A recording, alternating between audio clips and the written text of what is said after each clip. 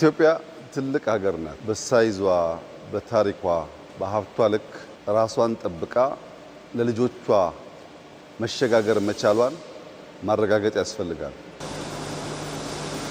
ኢትዮጵያ ለበርካታ አስርት ዓመታት ጥሬ ምርቷን ለባዕድ ገበያ በርካሽ የላከች የነርሱን ፋብሪካ ታንቀሳቅሳለች። የራሷን ጥጥና ቆዳ ልካም ልብስንና ጫማን በውድ ትሸምታለች። ይህ ኢትዮጵያን ከኢኮኖሚ ጥገኝነት እንዳትላቀቅ አድርጓት ቆይቷል። ዛሬ ያ ታሪክ እየተቀየረ ያለ ይመስላል። እንደ ሐዋሳ፣ ቦሌ ለሚና ይርጋለም ያሉ የኢንዱስትሪ ማዕከላት ወደ ተግባራዊ ምላሽ መግባታቸው የአምራች ዘርፉን የኢትዮጵያ የኢኮኖሚ የጀርባ አጥንት እንዲሆን አድርጎታል። የኢንዱስትሪው ዘርፍ የኢትዮጵያ ኢኮኖሚ የነጻነት አዋጅ ስለመሆኑ ጠቅላይ ሚኒስትር አብይ አህመድ ይናገራሉ። ከፍተኛ ትኩረት ከተሰጠው ሴክተር አንዱ ከአምስቱም ፒላርስ ኢንዱስትሪ ነው።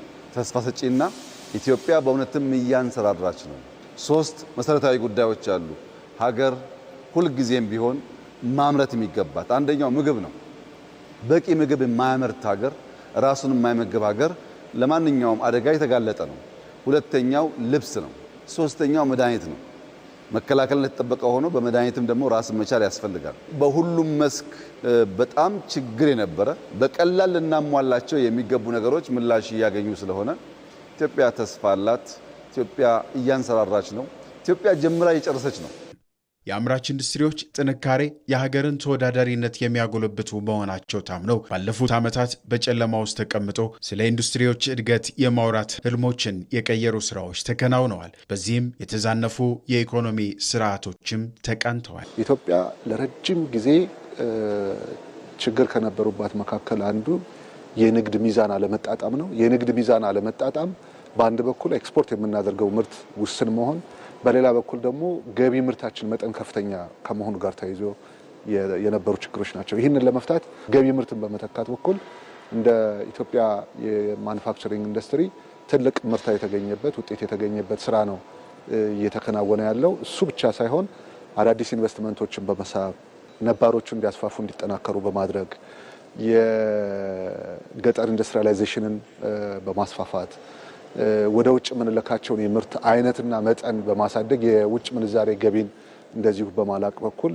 በማኑፋክቸሪንግ ኢንዱስትሪ ዘርፍ ትልቅ ምርታ የተገኘበትና በሚቀጥሉት ዓመታት ደግሞ ይህንን ይበልጥ ውጤታማ ለማድረግ የሚሰራበት ነው። የሀገር ምሰሶ የሆነው ይኸው ዘርፍ የሀገር ውስጥ ምርቶች ላይ እምነት እንዲፈጠር አድርጎ በርካቶች በውጭ ምርቶች ላይ የነበራቸውን ጥገኝነት ቀንሷል። በዚሁ ዘርፍ ከተገኙ ትሩፋቶች አንዱም የስራ ዕድል ፈጠራ ሆኗል። ማኑፋክቸሪንግ ማለት የሀገር የጀርባ አጥንት ማለት ነው። ብዙ ነገሮችን በከፍተኛ ዶላር በከፍተኛ ምንዛሪ ጊዜ የሚወስዱት ጊዜ የጋራንቲ ውስንነት ያለባቸው እቃዎች ይመጣሉ። ከዛ ሁሉ አንጻር ስታይ እዚህ ጋር የሚሰራው ስራ ለአገር ትልቅ አስተዋጽኦ እያደረገ ያለው ይህ ኢትዮጵያ ታምርት የሚለው እንቅስቃሴ የንግዱን ማህበረሰብ በጣም ያነቃቃና ትኩረት ያልተሰጠበትን የዚህ የማኑፋክቸሪንግን ዘርፍ በብዙ ሁኔታ ሲያነቃቃ አይተናል። ከሀገር ውጪ የሆኑ ኢምፖርትድ ምርቶችን የመጠቀም ባህል ነበረን እና በዚህ ንቅናቄ ግን ብዙ ማምረት እንደምንችልና ጥራት ያለው ምርት መስራት እንደምንችል ማህበረሰቡም መንግስትን በማየቱ ይህ አቅጣጫ በጎ አጋጣሚ ፈጥሮልን አልፏል። ሰው በሀገሩ ምርት ወደ መኩራትና የሀገሩን ምርት ወደ መጠቀም ደረጃ ነው የመጣውና የዚህም ደግሞ ተጠቃሚው እኛ ነን እና ከዚህ በፊት ቢያንስ በቀን እስከ 20 ቦርሳ ምናምን ነበር የምናመርተው። እሱም ሊሸጥም ላይሸጥም ይችላል። አሁን በቀን እስከ 100 ቦርሳ እናመርታለን። እሱ ማድረስ አልቻልንም ማለት ነው። ስለዚህ ጥልቅ ብሎ ወደ ማህበረሰቡ ገብቷል ማለት ነው። ቢያንስ የስራ አጡን ኃይል ከመቀነስ አንጻር በጣም ሰፊ እድል እየፈጠረ ያለ ነው ማለት ነው። ከዚህ ቀደም ለኢንዱስትሪዎች እንቅፋት የነበረው የሥራ ቦታዎች አለመስፋፋትና የኃይል አቅርቦት ችግርም ዛሬ ታሪክ ሆኗል። የታላቁ የኢትዮጵያ ህዳሴ ግድብ የኃይል ብርሃን የመሰረተ ልማቶች ምቾት ደግሞ ለኢንዱስትሪው መንገድ ሆነውታል። ተመልካቾች እዚሁ ጉዳይ ላይ ቆይታችንን እንቀጥላለን። ለተጨማሪ ማብራሪያ እንግዳ ጋብዘናል። እንግዳችን የኢንዱስትሪ ፓርኮች ልማት ኮርፖሬሽን ዋና ስራ አስፈጻሚ ዶክተር ፍስሐ ይታገሱ ናቸው። በቀጥታ መስመራችን ላይ ይገኛሉ። ዶክተር ፍስሐ በቀጥታ መስመራችን ስለተገኙም ስለሚሰጡን ማብራሪያ አስቀድመን እናመሰግናለን። በዚሁ ወደ ቀዳሚው ጥያቄ ልለፍና የኢንዱስትሪ ዘርፍ የኢትዮጵያ ኢኮኖሚ ምሰሶ ከሆኑ ጉዳዮች መካከል አንደኛው እንደሆነ ይታወቃል። ከዚህ አኳያ ኢትዮጵያን ከጥሬ እቃ ላኪነት ወደ ምርት ላኪነት ከማሸጋገር ያለው ሚና እንዴት ይገለጻል የሚለውን ሀሳብ እናንሳው። እሺ ስለጋብዛችሁኝ እኔም አመሰግናለሁ። ያው እንግዲህ የማኑፋክቸሪንግ ዘርፍ የኢኮኖሚ ምሰሶ ነው፣ የኢኮኖሚ ዋልታ ነው ሲባል ጥሬ ዕቃን አምርቶ ከግብርናው ቀጥታ ወደ ውጪ መላክ በሌላ መልኩ ምን ማለት ነው? ስራ እድልን ኤክስፖርት ማድረግ፣ እሴትን አክለን ሀብትን ኤክስፖርት ማድረግ ማለት ነው። ስለዚህ ቀጥታ እሴት ያልታከለባቸው የግብርና ምርቶች ወደ ውጭ ስንልክ በጣም ከ10 እጥፍ በላይ በማኑፋክቸሪንግ ዘርፍ ውስጥ እሴት አክለን አምርተን ስራ እድል ፈጥረን ብንልካቸው ከ10 እጥፍ በላይ ሀብት ማፍራት የምንችልባቸው ነገሮች ማጣት ማለት ነውና የኢንዱስትሪ ለኢኮኖሚው ምሰሶ ነው። ያለ ኢንዱስትሪ የሀገር ብልጽግና ልማት ማረጋገጥ በጣም ከባድ ነው። የራሷን ምርት ማታመርት ሀገር የፖለቲካ የኢኮኖሚ ሉዓላዊነት ሊኖራት አይችልም። ስለዚህ ምንበላው፣ ምንለብሰው፣ ምንገለገልበት የትራንስፖርቴሽን ሁሉም ነገር የኢንዱስትሪ የማኑፋክቸሪንግ ውጤት ስለሆነ እሱ ደግሞ ኤክስፖርት ኮምፒቲቲቭነስን ለማረጋገጥ በጣም ወሳኝ ነውና ጥሬ ዕቃን መላክ የግብርና ምርቶችን በቀጥታ መላክ በስራ ዕድል ፈጠራም በእሴት ማከልም ላይ ብዙ እንዳንራመድ የሚያደርገን ነውና የዚህ ዘርፍ መስፋፋት እያደገ መምጣት በጣም ለሀገር ለኢኮኖሚ ለልማት በጣም ወሳኝ ጉዳይ ነው። ዶክተር ወደ ሌላኛ ከዚሁ ጋር ወደ ተያዘ ጥያቄ ልምራዎትና በተለይ የሀገር ውስጥ ባለሀብቶች ወደ ኢንዱስትሪ ፓርኮች በስፋት እንዲገቡ ማበረታታት ለሀገር የኢኮኖሚ እድገቱ ምን አይነት አስተዋጽኦ ይኖረዋል ማለት ያስችላል? ያው እንግዲህ አንድ ሀገር በዋነኛነት በራሱ ካፒታል ነው በቀጣይነት ያለው አስተማማኝ ወደ ኋላ ሊመለስ የማይችል እድገት ልማት ማረጋገጥ የሚቻለው በራስ ካፒታል በራስ ባለሀብት ነው። የውጭ ባለሀብቶች ለትምህርት፣ ለቴክኖሎጂ ሽግግር፣ ለእውቀት ለማሸጋገር ለአጭር ጊዜ ልንፈልጋቸው እንችላለን። ነገር ግን ችግር በተፈጠረ ቁጥር ትንሽ በተንገራገጨ ቁጥር ጥለውን ነው የሚሄዱት። ጥለውንም ሲሄዱ በደንብ ተመልክተናልና ለረጅም ጊዜ የሚቆይ አስተማማኝ ወደ ኋላ የማይመለስ እድገት ልማት እድገት ሊመጣ የሚችለው የሀገር ውስጥ ባለሀብቶችን በመደገፍ በማበረታታት ነው። እንደዛ ሲሆን የሀገር ውስጥ ባለሀብቶች ሀገር የነሱ ነች። በችግር ውስጥም በፈተና ውስጥም አብረውን ይቆያሉ፣ ይዘልቃሉ። የሚያገኙትን ትርፍ ወደ ውጭ አያወጡም፣ እዚሁ ነው ሪኢንቨስት የሚያደርጉትና አስተማማኝ እድገት ልማት እና የኢንዱስትሪ እድገት ማምጣት የሚቻለው የሀገር ውስጥ ባለሀብት ስንደግፍ ስናበረታታ ነው። የኢንዱስትሪ ፓርኮች ልማት ኮርፖሬሽንም ይህንን እያደረገ ነው የሚገኘው። እነዚህ ፓርኮች ሲገነቡ እስከ 90-95 በመቶ ድረስ የውጭ ባለሀብቶች ነው የነበሩት ከዛሬ 4-5 ዓመት በፊት። ዛሬ ከ60 በመቶ በላይ በሁሉም ሀገሪቷ ውስጥ ባሉ ኢንዱስትሪ ፓርኮች ያሉት ባለሀብቶች የሀገር ውስጥ ባለሀብቶች ናቸው።